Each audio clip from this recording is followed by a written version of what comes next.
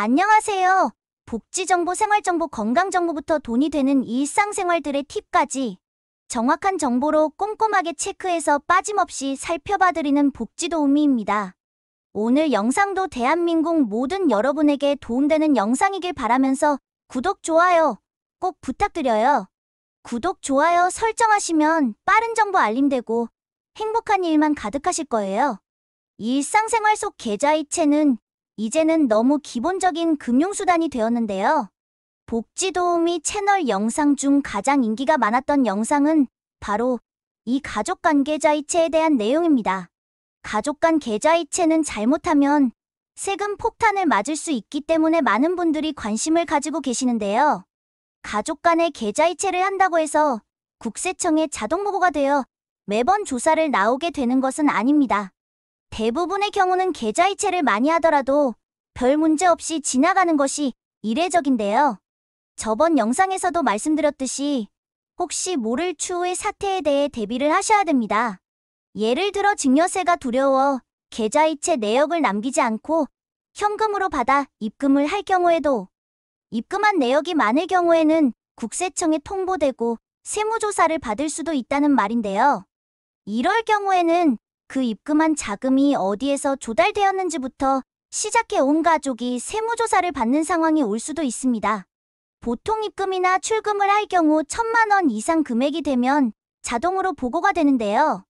고액 현금 거래 보고라는 제도라는 것으로 은행에서 자동으로 내역을 금융정보분석원에 보고하고 세금조사 필요시 국세청에서 금융정보분석원으로 정보를 요구하여 그동안의 거래 내역들을 싹 다 조사할 수 있습니다.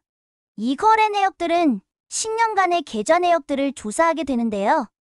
여기서 어떤 용도로 어떻게 썼는지에 대한 증거를 제출하지 못한다면 가족 간 계좌이체는 증여 또는 상속으로 이어지기 때문에 증여세, 상속세의 세금 폭탄을 맞게 됩니다. 증여세의 내용을 간단하게 살펴보면 타인으로부터 재산을 증여받은 경우 그 재산을 증여받은 자가 부담하는 세금인데요. 거래의 명칭, 형식, 목적 등과 관계없이 직접 또는 간접적인 방법으로 타인에게 무상으로 유형과 무형의 재산 또는 이익을 이전하거나 타인의 재산 가치를 증가시키는 것을 말하며 유증과 사인증여는 제외됩니다. 최근에는 가상자산이 활성화되면서 에어드랍 보상의 경우에도 과세 대상이 될 수 있으며 양도소득에 대한 과세는 2025년부터 시작되지만 증여에 대해서는 과세가 이루어지고 있다고 합니다. 증여세에는 증여재산 공제라는 한도액이 있는데요. 배우자의 경우는 6억 원, 직계존속 5천만 원, 미성년자인 경우에는 2천만 원, 직계비속은 5천만 원, 기타 친족은 1천만 원의 공제 금액이 있습니다. 공제 한도는 10년간의 누계 한도액으로 계산이 되는데요. 기타 친족의 경우는 6촌 이내 혈족, 4촌 이내의 인척을 말하며 공제 금액을 초과할 경우 세율이 적용되어 세금이 부과되며 부동산의 경우에도 증여받은 부동산 시가로 계산하게 되고 공동명의인 경우에도 지분율에 따라 시가를 구분하여 부과하게 됩니다. 예를 들어 부모님에게 5천만 원 증여받으면 증여 공제가 되어 증여세가 안 나오지만 할아버지에게 5천만 원을 추가로 받게 되면 이미 증여공제를 사용했기 때문에 증여세가 나오게 되는 것입니다. 다른 사람에게 증여받을 때마다 증여공제가 되는 것이 아니라는 것을 꼭 유의하셔야 됩니다. 비과세되는 증여재산도 있는데요. 바로 생활비와 축의금, 부의금입니다. 만약 누군가 결혼한다고 축의금으로 몇 천만 원을 준다면 이건 누가 봐도 과한 금액인데요. 아무리 생활비 축의금 명목이더라도 이렇게 금액 수준이 비상식적으로 과하다면 증여세가 부과될 수 있습니다. 생활비와 축의금은 차이점이 있는데요. 축의금은 어떻게 사용하든 자유이지만 생활비는 반드시 생활비로 전부 지출해야 됩니다. 만약 남편이 아내에게 생활비를 지급하는 것은 당연히 증여세 대상이 아닌데요. 다만 이 돈을 모두 소비하는 데 사용했다면 문제되지 않습니다. 그러나 생활비를 사용하고 남은 돈을 저축하거나 투자를 했다거나 하여 자산으로 취득하게 된다면 이 금액은 증여로 추정되어 증여세를 과세하게 됩니다. 따라서 소득이 없는 부양 가족이 재산을 취득하게 된다면 가족에게 증여받아 취득한 것으로 보아 증여세를 과세할 수 있다는 점 주의하시기 바랍니다. 부모님이 소득이 있는 자녀에게 생활비를 지원해주는 경우도 있는데요. 이 경우는 생활비로 다 썼다고 해도 증여로 간주될 수 있습니다. 자녀가 벌고 있는 소득으로도 충분히 생활이 가능한데도 부모님이 생활비를 지원해준다면 증여세가 과세됩니다. 소득이 없거나 부족한 경우에만 생활비로 간주되어 증여세가 과세되지 않는 점도 주의하시기 바랍니다.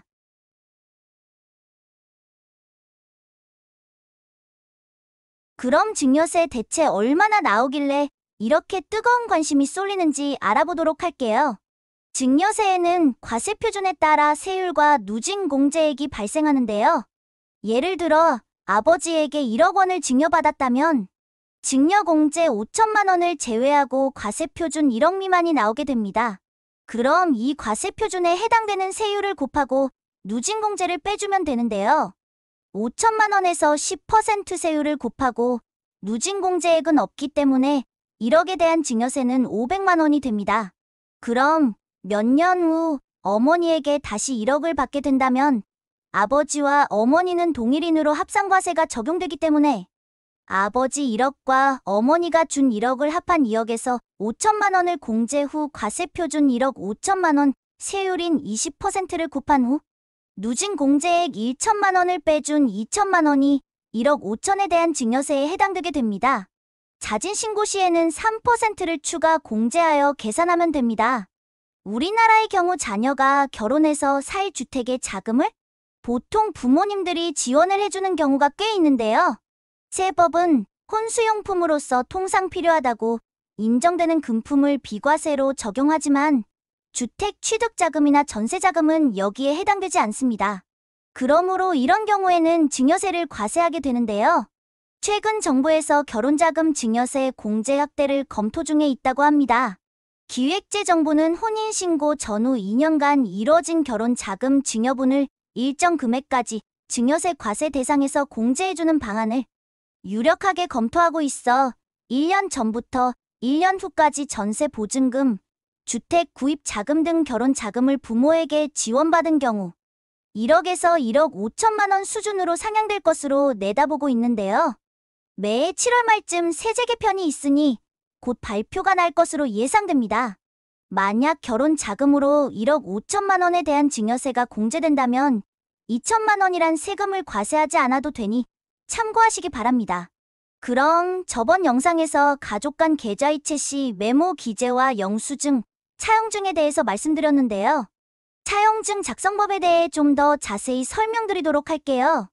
부모 자식 간의 차용증은 국세청에서 특히나 예의주시하는 내용이기도 한데요. 이자 지급 내역뿐만 아니라 채무자의 소득 현황, 사용금액 수준, 사용기간, 사용처 등 여러 가지 사실들을 종합하여 판단하고 있습니다. 차용증을 문제없이 작성하려면 차용증 작성 후 먼저 우체국 내용증명을 보내시기 바랍니다. 내용증명을 보내면 차용증 문서의 신뢰성이 올라가기 때문인데요. 공증 확정일자도 동일한 효력이 있지만 내용증명이 가장 간편한 방법입니다. 차용금액은 본인 연 소득의 최대 5배 이내로만 빌리시는 것을 권해드립니다. 소득 대비 과도한 금액을 차용하면 상환 능력이 없다고 보고 증여세로 과세될 수 있습니다. 사용기간 또한 10년 이내로 하는 것이 좋습니다. 마지막 이자 지급에 대한 부분인데요. 이자 지급보다는 매년 원금을 일정 부분 분할해서 상환하는 것이 좋습니다. 매달 50만 원의 이자를 드린다고 가정하에 부모님은 이자소득세를 신고해야 하기 때문인데요. 이자소득세율이 무려 25%이기 때문에 연간이자 600만 원에 대한 150만 원의 세금을 납부해야 됩니다. 특히 원금을 상환할 경우에는 이자만 납부하는 것이 아니고 원금을 상환하고 있는 중이니 증여로 보기 어렵다는 것입니다. 금액은 약 2억 1,700만 원까지 무이자 원금 분할 상환이 가능하나 이 금액을 초과 시에는 4.6%로 이자 지급을 해야 합니다. 3억을 차용 시에 약 2억 1,700만 원까지 무이자 원금 분할 상환을 하시고 나머지 금액에 대한 부분을 이자로 지급하시면 됩니다. 오늘은 가족 간 계좌이체 세금 폭탄 피하는 방법에 대해서 꼼꼼하게 체크해봤는데요. 오늘 영상도 좋은 정보가 되었다면 구독과 좋아요 부탁드립니다. 행복한 하루 되세요.